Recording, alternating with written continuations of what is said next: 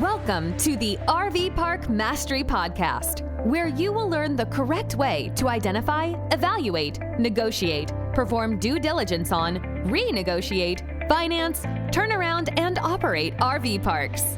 And now, here is your host, the fifth largest owner of RV and mobile home parks in the U.S., Frank Rolfe.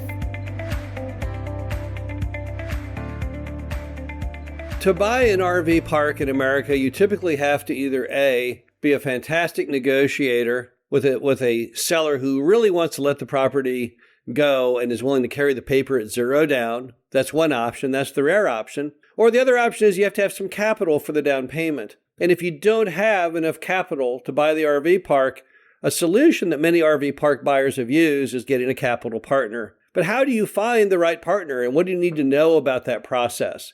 This is Frank Rolfe, the RV Park Mastery Podcast.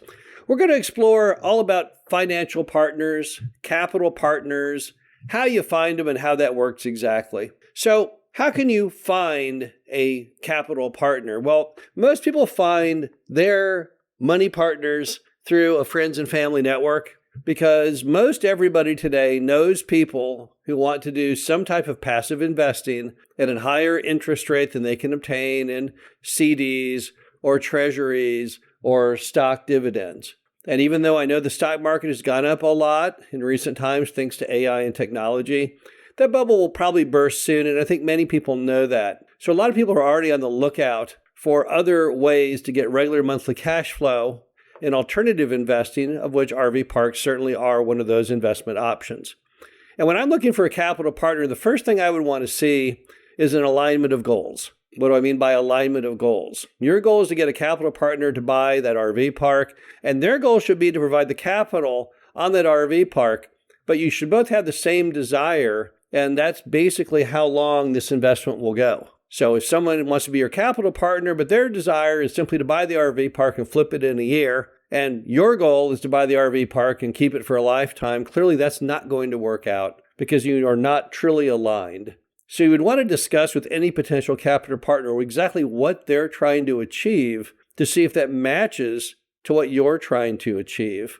Number two, you want solid morals because you want a partner that is a friend that you can rely on, that is trustworthy. And if your morals don't match, if this person is not a straight up person and yet you are a very honest, straightforward person, that's probably not going to work very well. There's a certain group of people who act as money partners who do what's called loan to own, and their goal is to ultimately take the property away from you and kick you out if you don't meet the various covenants of your lending relationship. So I don't want to mess with those people. You don't want to mess with those people. You want nice, moral, honest people. I don't think that electing a capital partner with bad morals, bad track record, litigation, things like that, probably not a good idea for you. Also, you got to make sure that this capital partner does have sufficient capital to buy the RV park and do the rehabs and all the things you want to do. Because there's nothing worse than picking a capital partner who just doesn't have enough capital. That didn't solve anything. So you got to make sure they have enough money not only for the down payment, but also for all the various turnaround items that you want to do. Also, they have to be accepting of very reasonable terms and profit splits. Right now, in RV park land, when you're trying to get a capital partner, typically you're going to pay maybe an 8 to 10% preferred return, and then a profit split of maybe 50-50. Now, none of that is set in stone. It's variable. It's based on what people want to do. No laws one way or the other on it.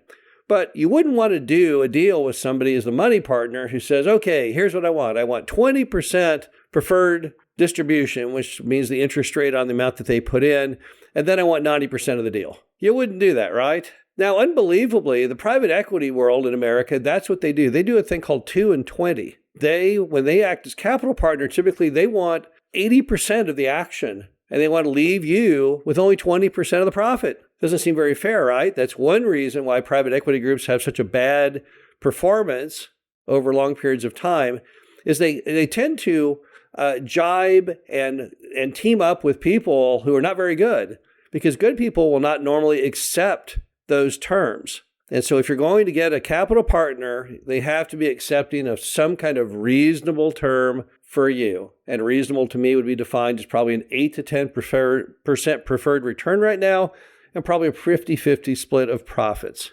Also, as we mentioned earlier, you've got to have investors who are patient. You don't want to have a capital partner who puts money in and then immediately calls you up and says, hey, when do I get my money back? It's been 3 months now. Normally, if you're going to buy an RV park, you're going to be in that deal for at least 5 to 10 years. That's just a fact. Because to get the most profit out of that deal, if you were to sell it, you would have to get the thing running on all 8 cylinders on occupancy and rent levels and cost containment, and then season that for a little bit, and then take it out to market. 5 years is probably the benchmark fastest you could do it. Most cases, it ends up being 7 to 10 years in the future. So you have to have people who are patient. Now, one way you could have a more patient investor as a capital partner is if someone did that on a self-directed IRA, because that's very patient money. That's money they can't typically tap until they retire. So it may already have a shelf life on it, 10 years, 20 years, something like that. But even if it's just regular old money in their checking account they want to invest,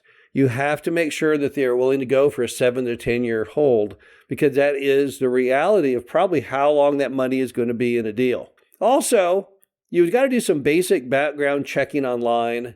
There's various websites you can use like Ben Verified and others.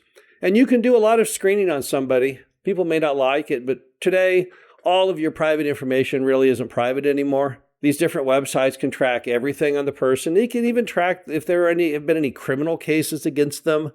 And then, of course, you can go to AI. It will track out every mention of their name and every kind of court document and filing. You'll learn it all pretty rapidly. And it's not snooping. It's not being ridiculous. It's not being a voyeur. No, all you're really doing here is you're just wanting to make sure in the crazy world that we live in today that that person is everything that you believe that they were to be. But the bottom line, and the biggest single item in choosing the capital partner for the RV park, is your gut instinct. Because if you're an adult and you've been fortunate enough and skilled enough to get where you are in life today, you have to trust your basic instincts. We all have this fight or flight mentality. We learned it apparently from back in the days of being cavemen. That's how people were able to go long distances. That's how people were able to, decide whether to try and, fight off the saber-toothed tiger or run off and hide. We all have this kind of deep sense of a survival mode of what we should and should not be doing.